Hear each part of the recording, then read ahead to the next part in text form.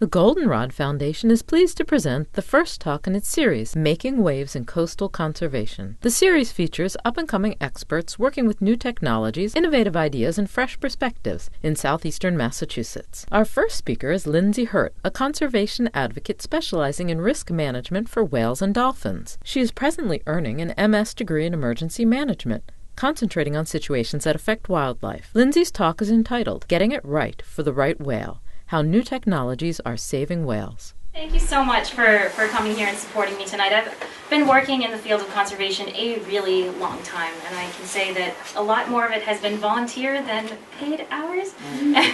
That's just kind of what you do. You stomp in and do what you can to the best of your ability for a cause you care about. And that's why I'm here, because I think the answer to absolutely everything, including all conservation measures, is public education. So I'm really glad you guys are out here to hear about it. So thank you for that. I appreciate the full room. Right now, I'm talking about whales. Anybody ever seen one of these before? Not just the plastic toy from China, but the actual whale before? Okay, so a couple of you have braved the New England waters to see these babies. Hopefully New England. They shouldn't really be anywhere else, since there's only 492 left in the world. So tonight's talk is called Getting It Right for the Right Whale: How New Technologies Are Saving Whales. Dory mentioned a little while ago that I'm a master's student at Mass Maritime Academy. I'm just about to wrap up the program now, and my interest in whales stemmed to my thesis, my capstone thesis, which is about mitigating vessel strikes on right whales. So if you came tonight to hear about all the different kind of whales, you're going to have to wait until May for my next talk for Beach Ambassador, because I'm going to kind of cone it right in on the issue of vessel strikes and how they have affected right whales in particular. Right whales they're a really cool animal. There's not an awful lot of them. I really love them. They're tubby and adorable and just so cute, and I just can't stand to see them gone, so I hope you guys will join me in the effort.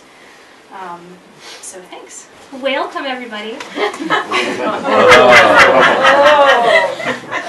It's better than farewell, isn't it? So what I'm going to talk about today, I just wanted to give you a timeline of what I'm doing. I promise you're only with me for about an hour, longer if you want to talk more. You're welcome to do that. But I just want to give you a sort of an outline of what I'm going to discuss. First, for those of you that have no idea why you're sitting in these chairs, what is a right whale and why do we even care about them? The next thing that we're going to talk about is what threatens their existence, why they are endangered, and also who's responsible for making sure that they don't die out and go extinct. What measures we're doing to protect them. Some of them are federal, some of them are state, some of them are in your backyard, some of them are individual. How can technology save the right whale? Which is really what we're doing here tonight, is talking about what modern technology we can apply to these conservation measures. And most importantly for all of you here, when and where can we actually see a right whale? Because I know you guys want to get your butts out on the beach and go take a look, right? Yeah? You want to do some beach watching instead of getting on a boat? So also I brought a couple of specimens to touch. One of them is sealed in a box right now, because if I left it out, you'd all be smelling whale oil, and it's pretty gross. So I'll wait till the end to bring that one out. Meet the North Atlantic right whale, Eubalena glacialis. Does anyone know what that means? The true cold whale of the north? So what they are, everyone in this room probably knows what a mammal is, right? They have hair, they give birth to live young, they give milk to their babies, right?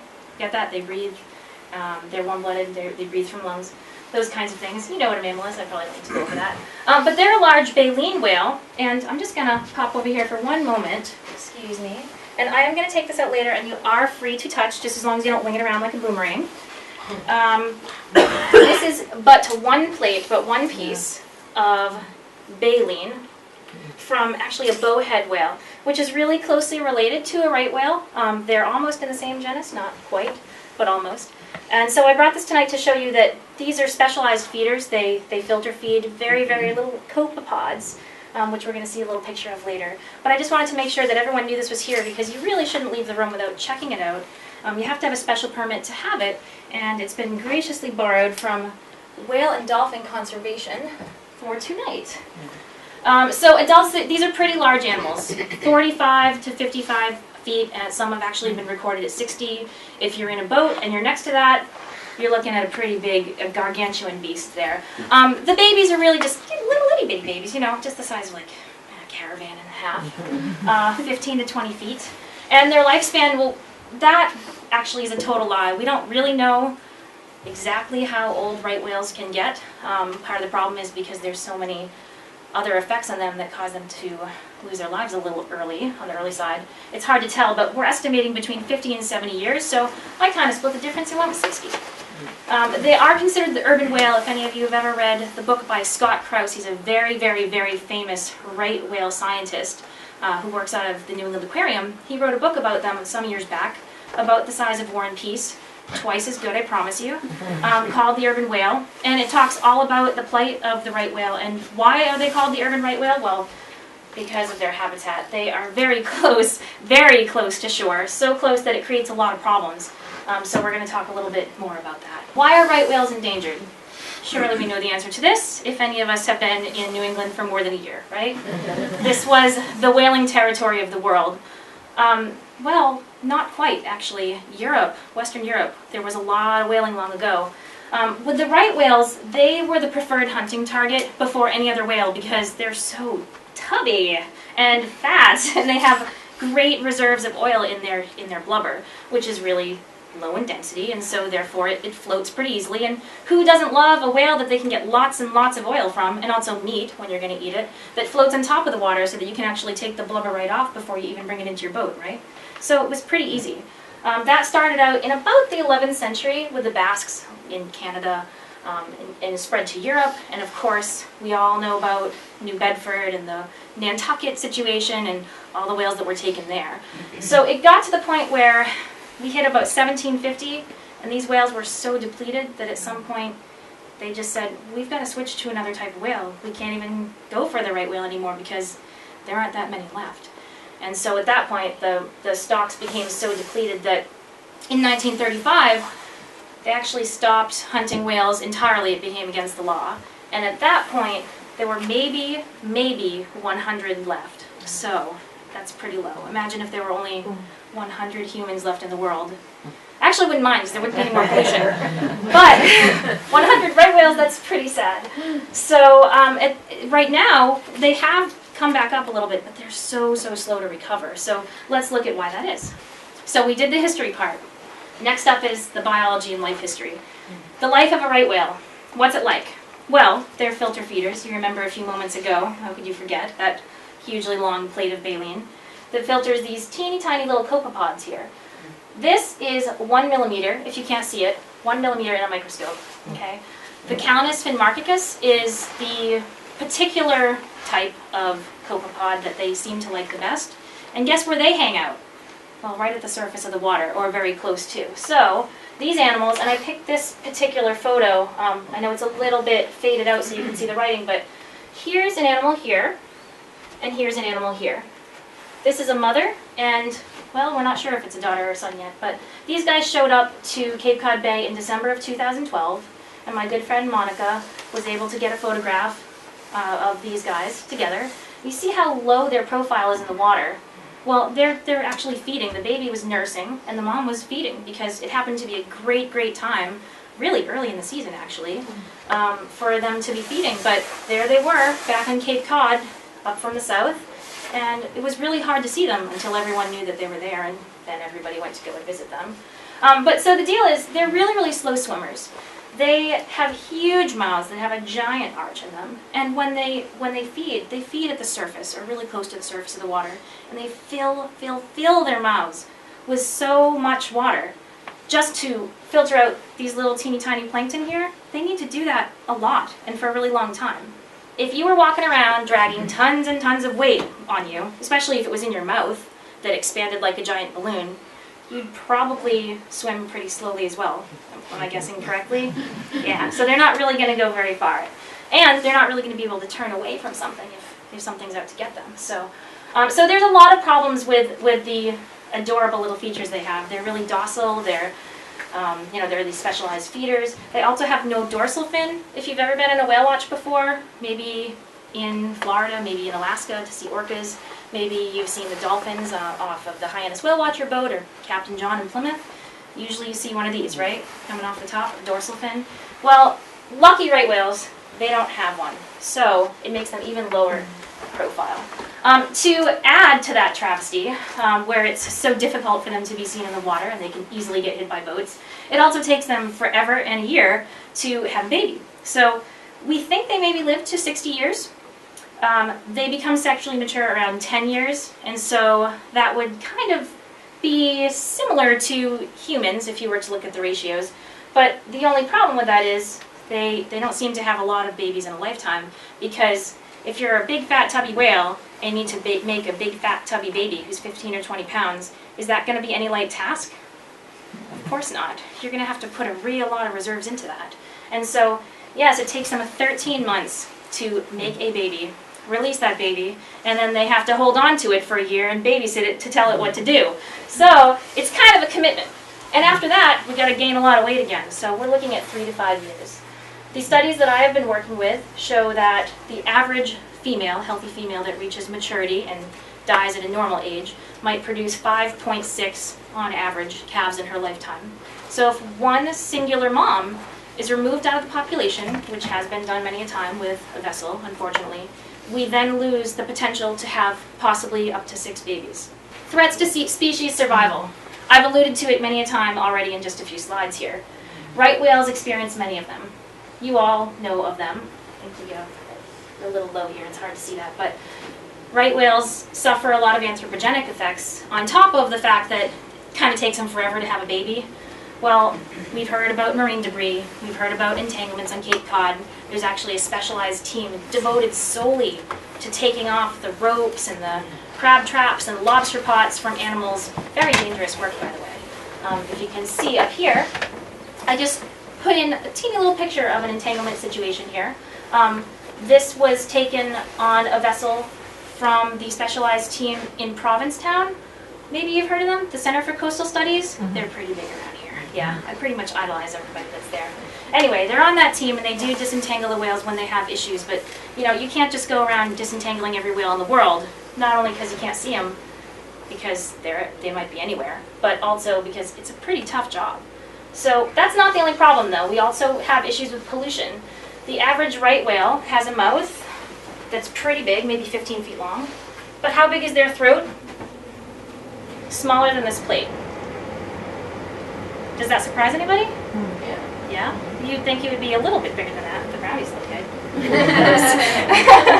Yeah, so but don't forget, they only eat that little tiny copepod, so they don't really have to swallow a lot at a time, and they really can't, because it's not like there's just little spots of copepods anywhere you go, free for the taking. They have to work to filter those out. So they have really tiny throats. If you put a plastic bag into the ocean, most of the time it's on accident, right? But it happens. They can choke on them. Very recently, about a year ago, a sperm whale washed up on a beach somewhere, and it had 46 pounds of trash in it. And it was found that the reason why the animal died was because in its own feeding habits, it swallowed so much of this plastic and trash that it actually died from the excess weight in its stomach. It couldn't digest food anymore. So that is an issue. However, today, what do we care about? Vessel strikes. This picture right here is a great iconic image that's been floated all over the world. That's why I can say the photo is from public domain, because it's everywhere. This is a blue whale, the largest marine mammal, the largest organism that ever lived on the planet. About 100 feet long, 3 school buses size. That this majestic beast was killed by a shipping vessel coming into port at the port of Colombo in Sri Lanka. No, it's not just a local problem. And I intentionally put up there a blue whale so that you can see that it does happen to other animals. So we'll take a look and see if there are others. So the North Atlantic right whale, NARW, by the way, I'm sorry, I probably should have put up what that meant. You probably know by now. They have a very specific way that they do things. They like to migrate. We all know what migrating is now, right? I don't have to do that lesson? Good, okay. So in the north, where there's nice, cold, oxygenated water, we tend to see the feeding grounds and also the mating grounds. Lots of fun up here. And it's a little bit more spread out. This does happen year-round because it's kind of cold water all the time. No one really wants to go swimming at the beach. Going all the way up into Roseway Basin, up into Newfoundland, and out here, sort of, kind of, we don't know exactly where they always are, but we look for them and we find them and they're out there. They never spread further than this. They don't go out to Western Europe anymore. They're functionally extinct there. We've seen relatively few in the Gulf of Mexico in the last 50 years. Probably will never see them there again. Why would they go there if the food's not good, right? And then what they do is they migrate south, all along, we call this the migratory corridor. Where is it? Right along the coast. And they move all the way to the calving and nursing grounds in that nice warm water where it's really easy to have babies who maybe aren't that fat yet. So this is what they tend to do. Doesn't seem like a big problem. It's pretty easy. We know exactly where they are. We should be able to help them, right? Except there's this one other issue. This, I know it's a little blurry, but I did that intentionally so that you could see how much traffic there truly is a map of the middle of the Atlantic, so the mid-Atlantic region, okay, Maryland area, okay, of just 1 month of vessel traffic. 1 month, okay? So look at what these animals have to contend with as they hug the coast and come down. It's kind of like playing Frogger, except for your life. And also, you know, we have recreational boats to contend with too, and I haven't even gotten to that. But let me move you to the next one. So I did want to make that point again that many marine mammals, aside from right whales, are affected by vessel strikes. Here we have a minke whale. This was one of the first necropsies I ever did in my life, was a minke whale hit by a vessel. My good friend Heidi Hansen took a photograph of this humpback whale that was hit but not killed. You can see the scarring there. Up here in BC, the fin whale, the same thing happened to that one as did the blue whale. Got hung up on the bow of a vessel. And then this is my own picture here. This is a really special story to me, actually a good survival story, of a humpback whale right here in Cape Cod. This lady here is Ganesh. She is a fantastic mom, and she kept track of her baby. 2011 is when this baby was born. It was born probably, I don't know, January, February. It was hit in July by a boat. Do you see these arrows? You can see the scarring there. It was so wide open, everyone was sure this little baby was going to die. But we kept track of it, and you know what? It healed right up, and it was still with its mom at the end of the year. So, good story all around. Just kind of sad to know that after just 6 months of life, we're already seeing little babies getting hit by boats. So, sometimes, as you saw in a few of the pictures before, they survive. Here are some from New England Aquarium where you see these really huge propeller strikes. These are from larger vessels. And then others that, of course, do not. You can see how easily a whale might run into a boat, or a boat might run into a whale. Nobody ever knows the difference. Just a short little clip here in the back region, the caudal region here, they call that the peduncle, just behind the tail. There's a lot of big arteries there. It's pretty easy to kill a whale and not even know that you did it. So,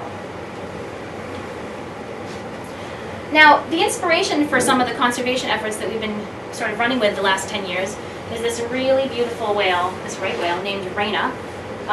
She was actually pregnant with a calf. About 15 years old she was, and her baby was estimated to be about 10 months old when it was hit off the coast of Virginia in 2004. And so what they did was they used this animal as a teaching tool. It's a real tragic situation because, as I said before, I gave you those stats about how the average mom may have 5.6 babies in a lifetime. Well, she was at the beginning of her sexual maturity, so that may have been her first calf. I'm actually not even sure about that. But we use that as an example and as a source of inspiration to work towards future conservation efforts. And so her articulated skeleton, and also, if you can see, a little bitty baby calf, exactly as it sat inside her abdomen when she was hit, are articulated, and they are in the New Bedford Whaling Museum in New Bedford. If you ever care to go there, it's absolutely worth the visit. Even if you just never go inside the building other than the cathedral ceilinged area where these whales are hung up in the sky, it just looks so amazing, and you can see every part. It's really worth it. And I can tell you from personal experience, I helped to put together a minke whale in college. It was only 15 feet long. It took me almost 4 years from dead animal to articulated skeleton here, and that's what kind of a process you're facing. So imagine if you have, this here is a blue whale, 100 feet long, or in Raina's case, 49 feet long. It's kind of a big deal. So we use Raina as our example to move forward with this issue of vessel strikes and how it affects right whales and also other whales. The first of many conservation measures were put to the test for NOAA to deal with. They're the ones who are responsible for marine protected species. And so we have some federal and state protections. Some of you may have heard of them before. I'm sure everyone in the room has heard Endangered Species Act before, and probably Marine Mammal Protection Act. Well, by federal and state level, the right whale, as well as many other marine mammals, are protected under those acts. And because those are in existence, we do have measures that we continue to take because of them. And so some of the ones that we have looked at that have been in effect for quite a while for over 15 years, I believe, the 500-yard rule has been in effect, and that one is pretty self-explanatory. If you don't have a special permit for collecting a sample, an organism, or doing research, don't go within 500 yards of these animals. Remember how hard I said that that was before? It's very hard. That's why you need to know about it. A mandatory ship reporting system. There's a really, really great vessel to do this, where you can call out if you see an animal, and it can be reported back to people, and there's a system to look at that. We're going to talk a little bit more about that later when we come to Whale Alert. And then finally, and most beloved to me, is the ship strike rule, which went in effect in 2009 and lasted about 5 years. Very, very recently, it was, I guess, reanimated, or I'll say extended indefinitely. And so that's in effect, as far as we know, forever right now. But the thing that does, it's a very strong piece of ruling. It developed many seasonal management areas, or areas where we know that the whales generally are in density every season. So we see them in this area for one part of the year, we see them in this area for one part of the year, and I'll show you some maps on that. Where vessels, when they come into those areas on the map, they need to slow down. Now, there's a couple little caveats there. That's only for vessels that are over 65 feet, okay? And also sovereign vessels like, Coast Guard, they're excluded if they want to be. It also allows for some other restrictions. There's voluntary speed reductions in temporary areas where whales might be. So it just kind of helps us out to slow down, because what we know about right whales is that the faster the boat goes, the more likely they are to die from getting hit by a vessel, which I'm sure is the same for a little kid in a school zone, right? That's why we have school zones that are under 20 miles per hour. Another conservation measure, which has been highly successful, when we know where the whales are through all of our survey efforts, we can kind of develop these maps, sort of like a Google map, where we can see the density of where they are, either per season, per day, per year, whatever we need to do. And we can kind of locate where they are and how they're congregating. Now, they're not going to do the exact same thing every year, but over time we get these trends. And what we see is the trend. You see how thick this area is and how dense it is with animals? So what we originally had was a shipping lane that entered into the Boston Harbor here. You can see that. What we did was we shifted it just a little bit, just enough that we didn't have to worry too much about interacting with whales. And that actually worked so well, putting that into effect, that it was done in another location. The third major conservation measure, of course, is public education, which is why I'm here speaking to you tonight. Not only through the government, we talked about NOAA and all the things that they have done.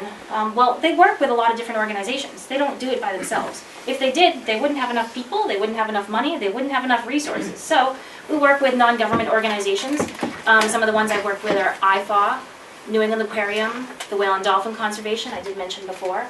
And they do all sorts of things. This was at the 4th of July parade. We have public programming. Things like Whale Sense or See a Spout Watch Out are for people who either are recreational boater or for whale watching companies, so that they can learn about some of the guidelines that they need to deal with in order to know how to identify a right whale and what the laws are, things like that.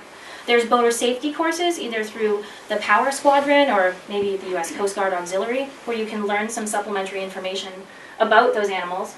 And of course, NOAA puts out all sorts of pamphlets, all sorts of charts. And also there's books. I did mention The Urban Whale by Scott Krauss. Fascinating read if you're a scientist. So yeah, and also right whale celebrations. Can't forget those. Okay, so the traffic separation scheme that I was talking about before, the TSS, was that lane shift. We did it in Boston in 2006, I believe. It worked so well that very recently Santa Barbara, off the coast of California, did the very same thing along the coast here, because this is a migratory corridor for a number of animals, particularly the gray whales, which sometimes in a day, if you're looking from a fantastic point from land, you can see 20 or 30 of them actually swim by you. So they're so thick and dense with animals there, they decided to shift their lane just less than 1 nautical mile. And since they've done that, there have been no incidences. So that's really fantastic. That just happened last year, but it's a pretty good thing to know that all you have to do is shift a little bit of your behavior and you make a really huge difference. There were a lot of whales washing up on the beach and now there aren't, so maybe that will help. Are we really crossing the right bridges and going down the right canals to save the right whales? Well, not quite. We do still have some incidences, and so that's an issue. We talked about the ship strike rule. It's a really important facet of my life. I probably write at least 20 pages a week in commentary just on that one piece of law, and I am not a lawyer. But there are some inconsistencies with it. You know, we have seasonal management areas, like I was talking about before, and they're not connected. We have critical habitat points in the northeast and in the southeast and in the mid-Atlantic, and they're not connected. Well, whales don't play hopscotch, you know, they need to have some protections in between. These seasons are not really long enough, because I've seen whales, personally seen whales, outside of the seasonal management areas in other times of the year, and inside the seasonal management areas at other times of the year where they're not listed. So there's some issues. And then there's that other concern about the vessels under 65 feet. Well, those affect the whales too, so we're going to address that right now. What can technology do to help? If you can't see it, hey, at Big Back Chip, slow it down already. Hashtag speed kills. At Big Back Chip replies, okay, fine, be safe, little buddy. Hashtag save the whales. Say it every day. So, the first thing to know, we have some rules in place. Maybe they're not good enough, but there are rules, okay? Don't eat your ice cream before dinner. Well, does that exclude M&Ms?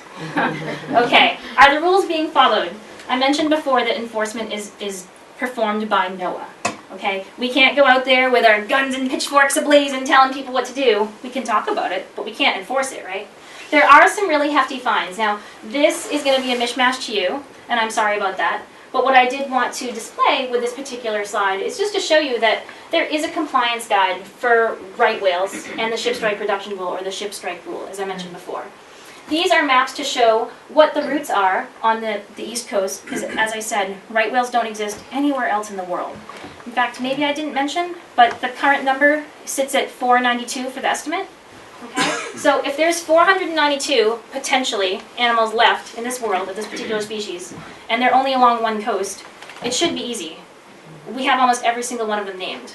The reality is, they don't all have little GPS beepers on them, so we can't know where they are. So we make these management areas where people have to slow down, and here are the routes, and the latitude and longitude, and these are the dates which you're supposed to follow them. Does that look easy to you? I'm getting a headache just talking about it. Okay, so we have to figure out how we need to make this a little bit more people friendly. Okay, so that's tough. We have some really great methods of technology. If anybody's a mariner in here, or a boater, or teaches anything in maritime industry, or anything like that, I'm sure you've heard of the AIS tracker, the automatic identification system. Not all vessels have these. They're pretty expensive, and they're generally only on larger boats. However, according to the ship strike rule, only larger boats above 65 feet need to be following the rule anyway. So that's a start. That and the GPS systems can really help to transmit things over VHF radios and find out where boats are, who boats are, and whether they're following the rules. I just had a really interesting conversation with the director at the National Transportation Systems Center at Volpe, which is in Cambridge, Massachusetts.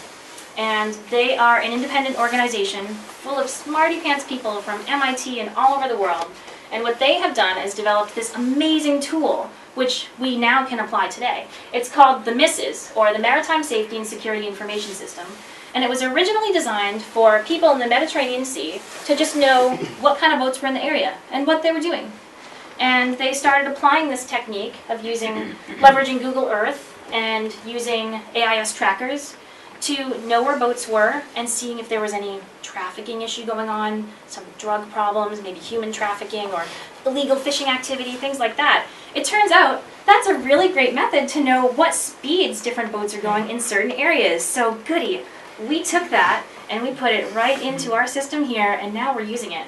And even better than that, I know this is a boring slide, but this is a really interesting topic to me, can you tell?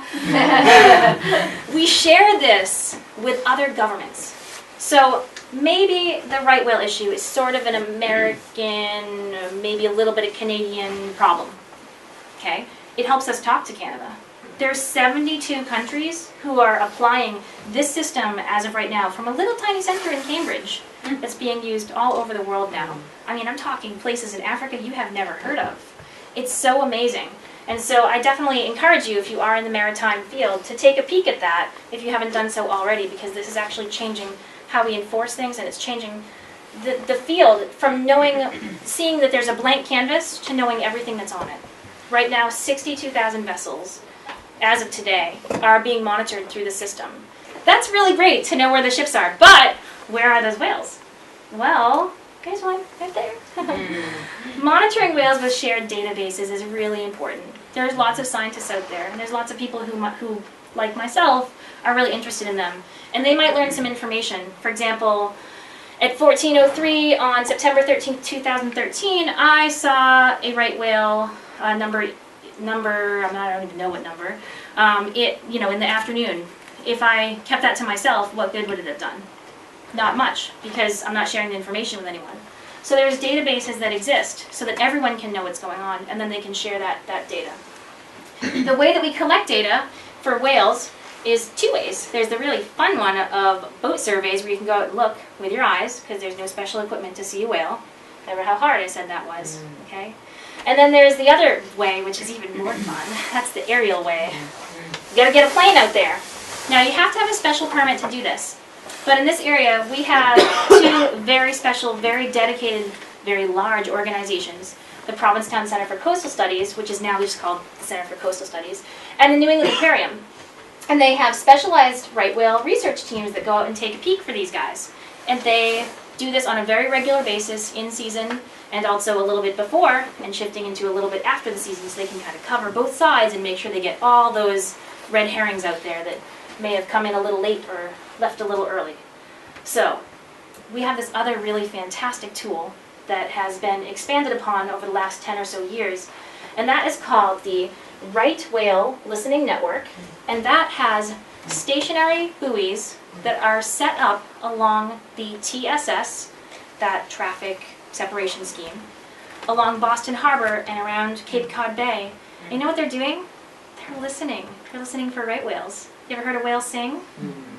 Come to my talk in May and I'll tell you all about it. You can listen to the right whales. Between now and then you can YouTube it. But to listen to a right whale is so amazing. They don't do it all the time, but for different behavioral reasons they love to emit sounds, and it's really amazing to listen to. The other thing is, you can detect them from 5 miles away. So if you put a little buoy in the water, they're a little expensive to start. I'm not even going to name a price because you might fall out of your chair. But we put these passive acoustic monitors out, okay? Passive because they're not reaching out and doing any kind of damage to the animal. They're just listening. They pick up the data bounces all the way back to the lab at Cornell University. A technician listens and says, hey, is that a right whale?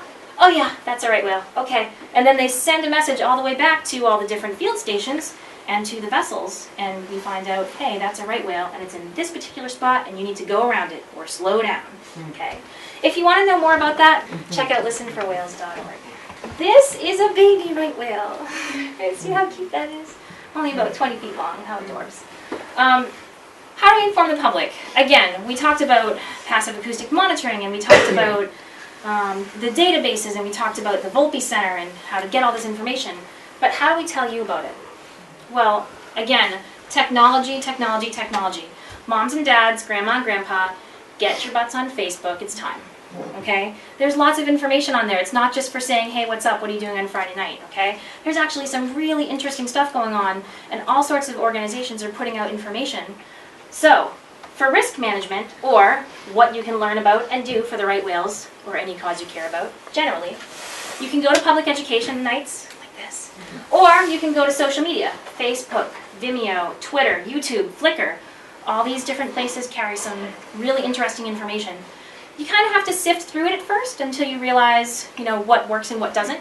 But for example, on Flickr, I go to the Georgia Department of Natural Resources, and there are amazing, up-to-the-minute photos of right whales with the permit number attached to them, some of which I used in this talk. Okay. As far as warning management goes, and that's what you can do about whales right now, if you're in the water, you say, this is great, I know all this stuff about right whales, I can identify one in a book. How does that help me in the field? I'm on a fishing trip with my pals, and maybe we stayed up too late last night, and I don't know what to do. Okay? We have the NOAA websites, we have the chart publications that tell us about the areas that you need to slow down in, okay? And we also have this other really cool feature called the Whale Alert app. Whale Alert is the bomb. Okay? Whale Alert provides you with a number of dynamic information. As I said before, the Volpe Center puts out all kinds of fabulous stuff for the larger vessels. Doesn't really do much for the smaller ones because they don't have AIS. But check your back pockets. Did everybody bring a phone with them tonight? Most of them are smartphones? Okay, cool. When you get home, your homework assignment, yeah, there's a homework assignment. okay, is to get this free application and check it out. Even if you never get yourself on the water, hey, it's really cool to look at the maps and see where the whales are, okay? It tells you current ship location if you're on the water and the speed you're going. It tells you the MSRS, the mandatory ship reporting system, and it tells you about, you know, what the numbers you need to call if you see a right whale, okay? It tells you A2BA, or areas to be avoided. That's a voluntary area where if you're kind of getting a little close, you could maybe slow it down a bit, and that would be a really nice thing to do. It tells you recommended routes. If there's areas that are kind of whale dense, there's areas you can go around them. And it even gives you a photo gallery and an ID, so you can say, is that a right whale? I'm not really sure, because you don't want to be caught breaking the law. It does happen. So this is something that uses the AIS, as we talked about before. It uses GPS, and it gives so much information that it just helps us really protect animals right where you are in the water, and it has made a huge difference. It's still in just its first years of birth, but it's getting to be more prevalent, and this is a picture right off my phone. It's very easy to get. The data is pretty instantaneous. Within 2 seconds, you can figure out where they are. And just to give you a visual, all these right here, that's their right whale listening network and the animals that they're hearing. So the green means, okay, you can go. It's not an area where there's whales, but the yellow means start to slow down now. We had a couple of animals picked up on our passive acoustic monitoring today. So it's really easy. It's just like stoplights. Red, yellow, green. Easy. You can't get easier than that. Here's what you came for tonight, right? Beach watching for right whales. Has anybody seen a whale from the beach before? Yay! Has anybody seen a right whale from the beach before? Okay, getting smaller. Has anybody ever gone out on a lunch date with a right whale? Okay. Okay. So, we all live on the Cape or Plymouth area. Is there anyone who's further than Plymouth or Cape? Okay, I'm not that popular. Anyway, it's just a few steps away, right? And right now is the time. All of this is Plymouth and Cape area. Don't look on this side. You're not going to see them there. Don't bother. Don't waste your time. Don't even go down there. The ice cream's too expensive anyway. Okay? Up here's P-Town. Okay? Barnstable area. In September, I saw a whale right here. In December, there were whales right over here. All right? We're going to see a little map that shows that a little closer. Here are some whale watching tips before I give you the locations, okay? These are super secret, not so secret, locations that you're not supposed to tell anyone, tell everyone, all about where they are, okay? Before you do, here's a lovely image of our next month's speaker, looking in the wrong direction for whales, okay? Beach is over here. Just kidding, he was totally looking at a snowy owl, and I just thought I'd find a way to work it in there. Okay, so that's the first one, and don't forget I put in the right whale, the right direction, okay? That's tip number 1. Tip number 2, go with the appropriate times of year, okay? Feeding areas. Remember how I talked about those SMAs, or seasonal management areas? They're all over NOAA, they're all over charts, they're all over Lindsay's Facebook. Okay? All right? So if you can't see the dates, that's okay. I kind of put the general ideas up here. Here we are in Cape Cod Bay, January to middle of May. Okay? And just outside the backside of the Cape and above it, in Massachusetts Bay Area, March to April. And then way out here in the Great South Channel, I mean, if you really get bold and you want to go sword fishing or something, feel free. But April through July, okay? So go at the appropriate time of year to the beaches, and you might be able to see something. And if you don't know how to use a calendar, you might see them anyway. Because as I said, September 13, 2013, look at the whale. Let me bring you back. Can we go back one? Sure. September 13, okay, was right about up here. So that area is off Race Point, Provincetown. The time of year for that you should be seeing them per the seasonal management area. Maybe science hasn't caught up with us yet. March to the end of April. It was September when a whale popped up right next to my boat, and we had to put it in, in neutral. Bring it back. So you never know what you're going to see. Here was me leaving Plymouth Harbor. There's Bug Light. You guys know Bug Light? Of course you know Bug Light. And then just off Race Point. Just off Race Point. You never know how soon or when you're going to see them, and you also never know where. Look at the beach. That's a person. So you want to see some whales? Go see some whales. Beach watching for right whales. All along Plymouth, especially South Plymouth. Does anyone here live in Ellisville Harbor area? No, but I go there almost every day. Super. Great place to bird watch. I mean, I'm not just plugging whales here. Bird watch. If you want more information about that, go to Goldenrod Foundation on Facebook. It's great. Very easy to get to. Tons of parking. Oh, there's a state park right there. You can just walk around and it's not a problem. It's really super ultra safe there. It's great. So that's a spot you can go. Remember, this is right in Plymouth. My personal favorite, just because the vantage point is incredible. Note the snow in the ground. I took this picture recently, okay? Manamet Point, just off Taylor Avenue. So this is kind of another vantage point. I'm looking to the right here if I'm looking out at the ocean. You can see there's a few homes and you know, there's some points of rock at low tide. On the other side, that's Manamet, that's White Horse Beach. You know, White Horse Beach is a great place to swim, but also within a half a mile from shore, we have seen right whales before, like last year. Yeah, so check that out.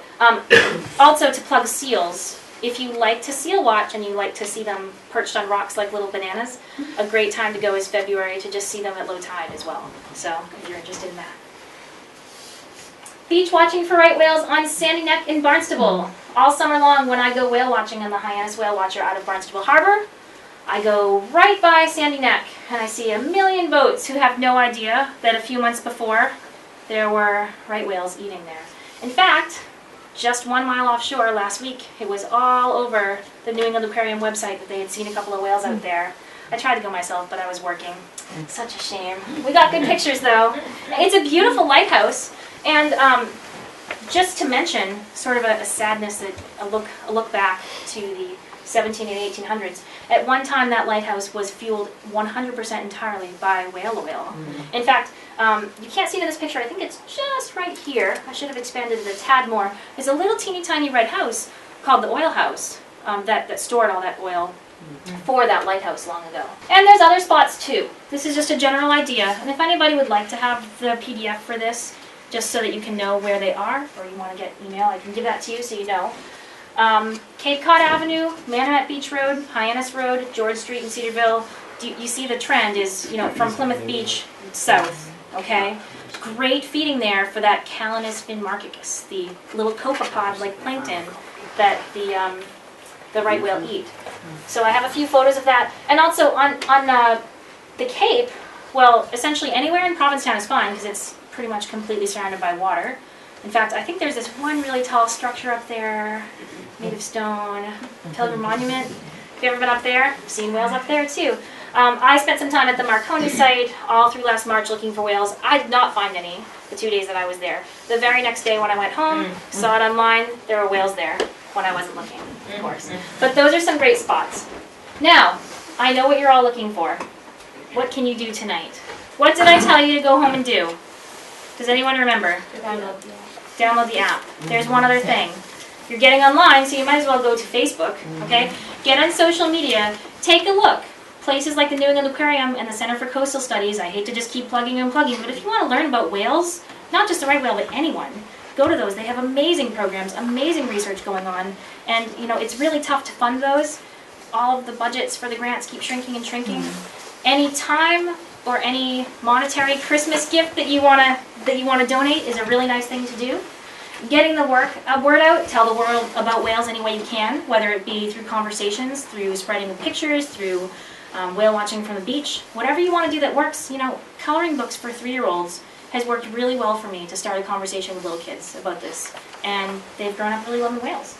And then, you know, you can always volunteer with or support in some way some of the places that do all this good work. The local ones that I have alluded to excessively are New England Aquarium, IFAW, the Whale and Dolphin Conservation, and of course I can't forget that lovely branch of the government from NOAA. We do have a Northeast Regional Office, and that office is in Gloucester. There are more local people that do all sorts of work around here and support the conservation efforts, so if you get a chance, grab the wheel and get out there, okay? And that's about it. So, if you would like to stick around for a few minutes, feel free to do that. I do have some other specimens, including the very stinky dolphin skull, if you would like to smell it. And as far as future talks for us, when Juan Basakalupi, the law student from Lewis and Clark, is coming, and he's going to talk all about coastal conservation in his area, the coastal management. zone management. You can find that on Goldenrod Foundation on Twitter or on Facebook, the Goldenrod Foundation.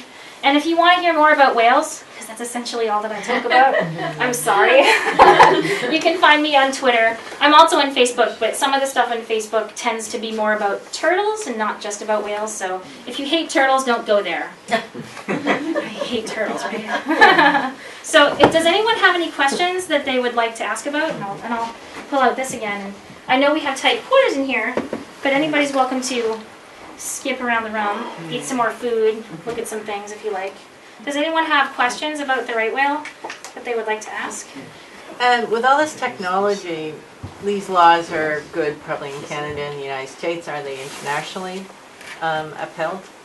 They are not, So actually. someone can use that great technology and abuse it, right? They absolutely can, and that is why the Volpe Center, wow, that looks scary, I'm sorry about that. That is why, okay, so I'm sorry, the question that she asked was can these pieces of technology like the passive acoustic monitoring or this really fantastic program, the Maritime Safety and Security feature from the Volpe, can they be used internationally? Are they upheld as international, as part of law? Well, they're not in the law. As far as things like the ship strike rule, well, that's a federal law for the United States.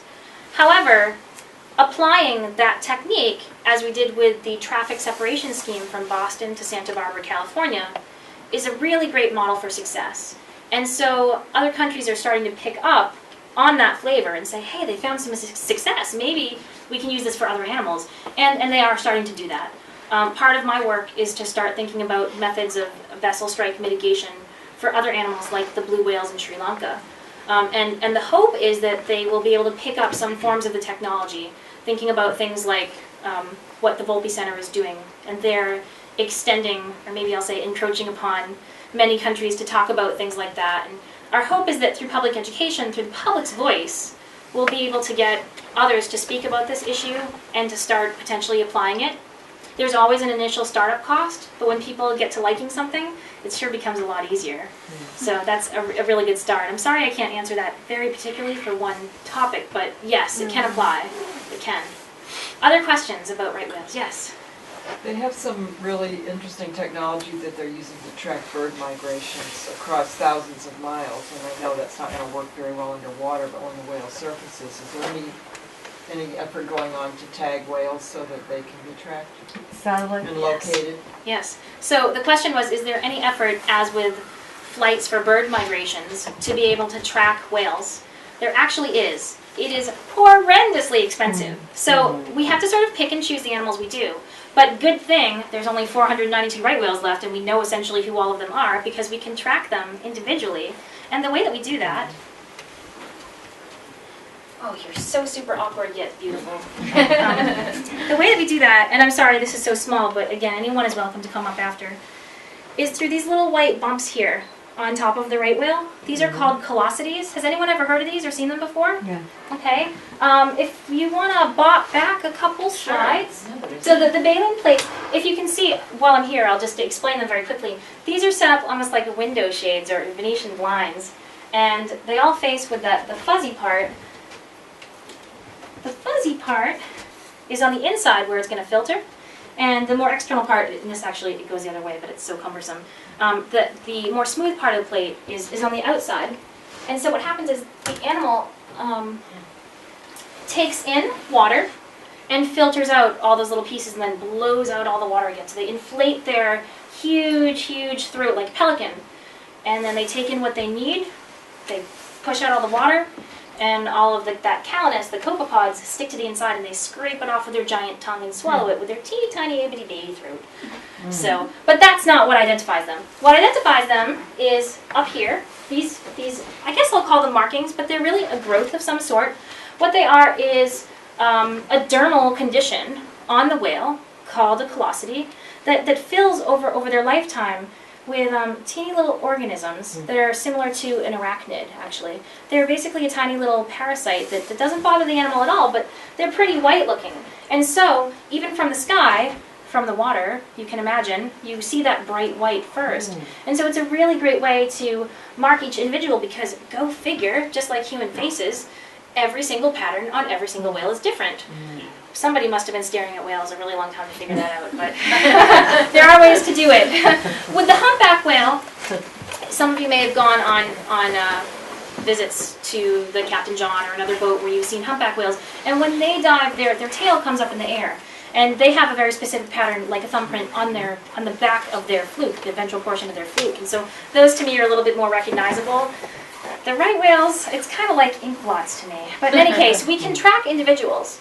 And when we do that, we have actually a tag, a very special, very expensive tag that has been developed by a very smart man in this field. His name's Dave Wiley. He invented a D tag. And it's so non-invasive to the animal that you can actually go up to the animal in a boat, if you have a special permit, and suction cup it right on their bum or on their shoulder blade or wherever you need to. And that has a sensor on it, GPS sensor. And so when the animal dives down into the water after that, this very non-invasive technique, they are able to track the movements of the animal and how they feed and how much time they spend on the bottom. And after a little while, unfortunately maybe 24 or 48 hours, that little D-tag pops off and we can retrieve it because it floats. Thank God. It floats because they're pretty expensive. And then we can take all the data off of that. And there are some now, just in the last year or so, I don't know a lot about them because I'm not on those projects, but they'll be able to, via satellite, just get that information right away and not even have to worry about collecting the tag. But the tags can be used again. That is the most modern way to be able to track those animals. We do have a program out of the Center for Coastal Studies that we also do with the humpback whales. There are more humpback whales, but they're also endangered.